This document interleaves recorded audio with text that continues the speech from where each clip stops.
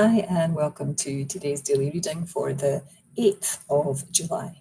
And the 8th of July's reading is coming from Time for Peace, Daily Meditations for Peace and Healing, Peace in Our Hearts, Peace in the World by Ruth Fishel.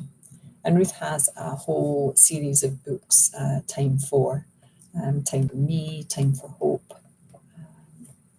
Can't remember, there's another one, Time for Joy. And I think there might even be another one of them.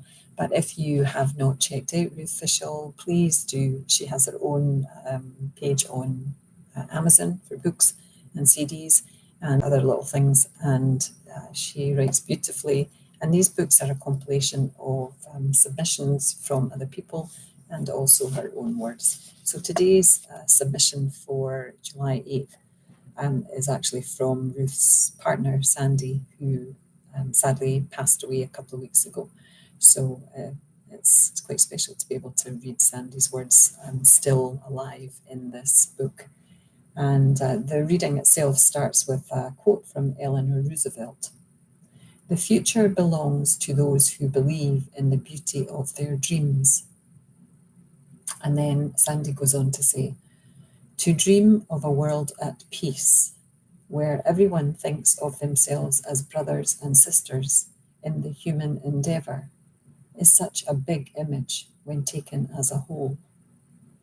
But when broken down into the communication of one person to another, then to another, and so on, it is possible.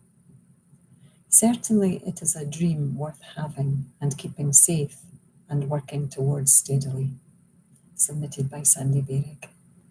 And then Ruth goes on to say at the bottom, "Today I will reach out to at least one other person in peace and hope for our combined future."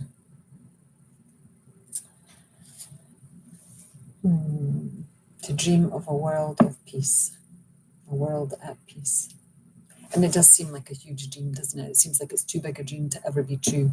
But what Sandy says is true, that, and I would go one step further and say that the peace, starting with making peace with ourselves first. If we're at war with ourselves, we can never be at peace with anyone else or part of the World Peace Project, because it starts within. That feeling, that peaceful feeling, that desire for peace, that dream for peace, it starts within. It's not about peace out there is going to make me peaceful. It's peace in here is going to make out there peaceful. It's almost the reverse from what people think. If only there was peace in our community, then I would feel peaceful. Well, it's the other way. You have to be peaceful, and then you can pass that peace along. You can be peaceful with another person, and then that other person can be peaceful with another person, and that person can be peaceful with another person. So we're not thinking about the whole big dream world peace, happening. That is the dream.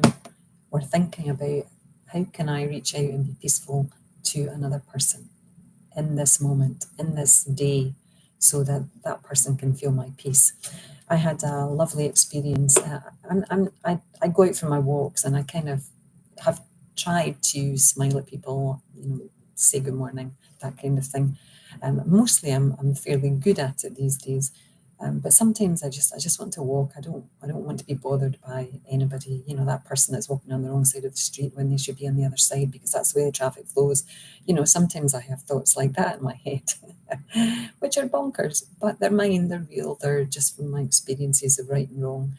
And but anyway, I was out a few days back, and there was this young girl sitting on a wall, and she had a lovely little outfit on and lovely little shoes, and she had a little hairband on, and I reckon she would have been about 15 or 16, and I was looking at her, and she looked at me, and I smiled, and she smiled back, and she just had the most beautiful smile, but it was kind of a little bit of an insecure smile.